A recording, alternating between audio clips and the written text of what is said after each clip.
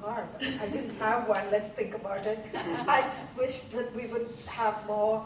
I think what would be interesting is if a lot of new media entered the market here. We had more clients who looked at new media and the new artists, because I find the young generation has a lot of energy, and if that could be grown, it would be lovely.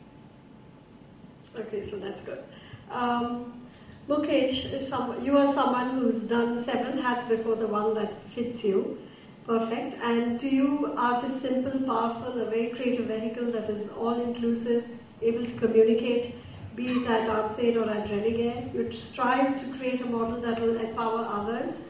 Your vision is supported by a corporate with deep pockets that will sustain your dreams and those of the ones who benefit from your art initiatives. How do you see yourself today and your plans for the institution that you represent? It's a very sincere intent. It has taken me a long time to convince them, and so far so good. Nobody knows what's going to happen tomorrow.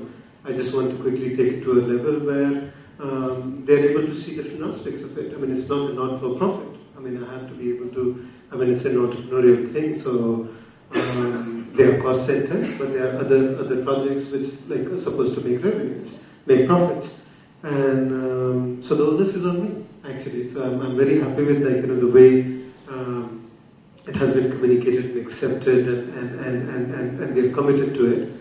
We are rolling out different programs one by one. We believe our residency is very well established. We do this residency called Connaught Place, the Why Not Place, in our gallery. We invite artists from all over the world. This is the third year now. Last year we had 16 artists, 8 artists per month, and they work in this space. So there are these different programs we do, and outreach programs, and across the board. But as I said, the onus is on me to be able to just take it to another level and make sure that the support from the corporate continues and we can scale it up. Great. Supriya, for you, going to work itself is a pleasure, being surrounded by all the fabulous art. You've been in the business for many years and also running a very large family. I mean, because every time I call you, she would share with me that, I actually fed 15 people and plus managed this event. Okay, how do you see yourself today and what are the plans for Gallerie 88? First and foremost, I must say my workplace I enjoy. When I go to work, I feel most relaxed and I enjoy every minute of it.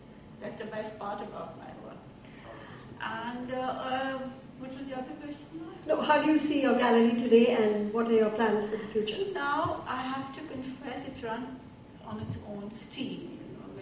We have good contents over the years, so we have kept aside good works, and we were not like a trader. That you buy and sell, you buy and sell. I think that's not correct. You have good shows, you also buy good works. I would recommend that.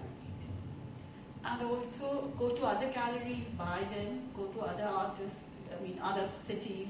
I've always done that. I've never been regional, so that has helped also. That's it. And Gallerie 88, I'm sure it will go on as long as I can work, because Sree is in a different city. So yeah, well, I'm sure you're just doing fine. Sree, you've grown in an art environment inspired by artworks, artists, advertising, and the creative energy behind them. And responding to the new younger language that you're able to identify it, you're able to showcase artists with such exciting works in a city that actually demands it. So where do you see yourself today at Project 88, and what are your plans for the future? Well, we've just completed about 5 years in Mumbai, and I think I'm very fortunate because, like you said, Mumbai is very accepting. We have some great young galleries, so there's a collective energy in Colaba, and it helps all of us to kind of, really show what we believe in. Going from there here, I think we just want to kind of build on what we already have. I think within 5 years, we've got a very exciting group of artists who are going to be in museum shows, in biennales, and in documenta. So, we want to build on that. I think the essential thing is that we have a long-term vision. So we want to work with these artists, we want to grow with them, we want to work long-term with the clients that we have, and just carry on.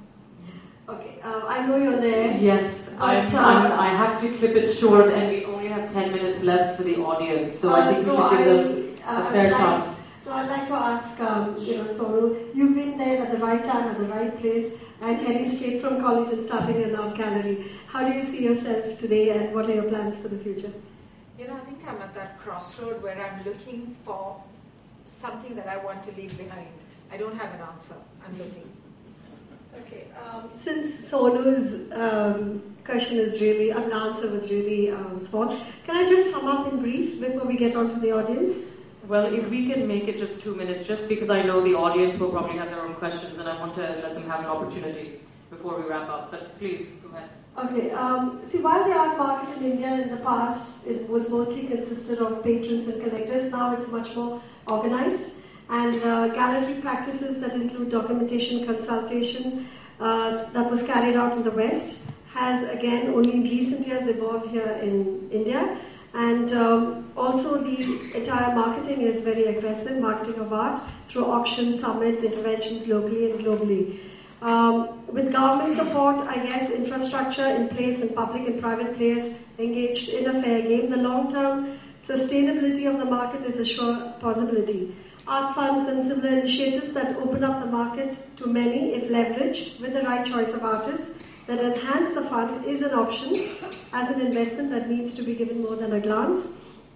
However, art itself as an investment, the promoter and concentrate on good art. And again, we discussed about representational mode of working. I guess it works for a few and it doesn't for the others. But a gallery's role as a specialist that educates the public and art enthusiasts and collectors should also be its primary prerogatives, because such initiatives will help its personal growth and that of the artist. The coming together of artists to create a collective platform to launch and exhibit their works as in co-ops, well, hopefully that they could sustain themselves, but I guess they need the long-term support of a commercial gallery because their wheels will turn faster. And artwork again should be bought from a reputed gallery who can provide the right documentation and authentication. Although a mechanism is in place for valuation of artwork, a degree of transparency is required in the secondary market as there is no body that regulates the auction houses in India. You had mentioned that. And also there has been mixed feelings as to whether India is a market for artists of culturally different backgrounds. Well, time will tell, and we look forward to seeing that as well.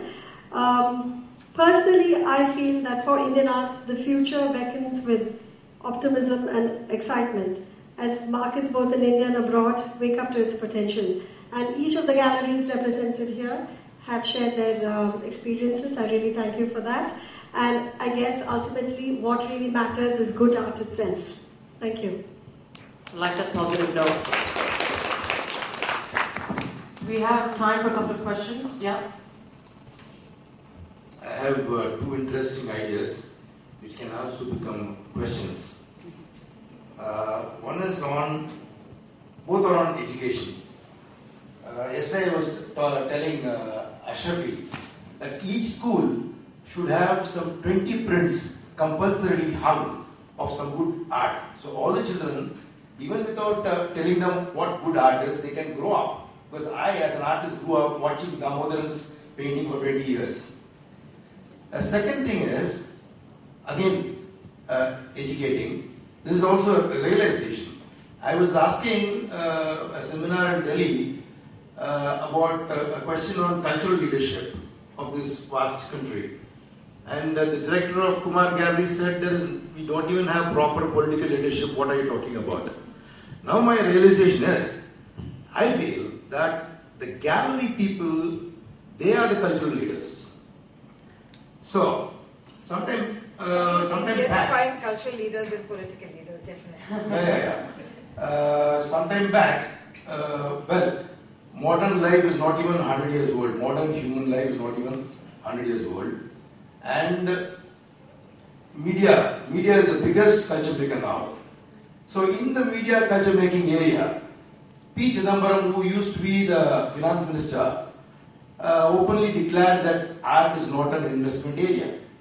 My question is it possible to take a nice, good show into the Lok Sabha and have a nice question-answer session there?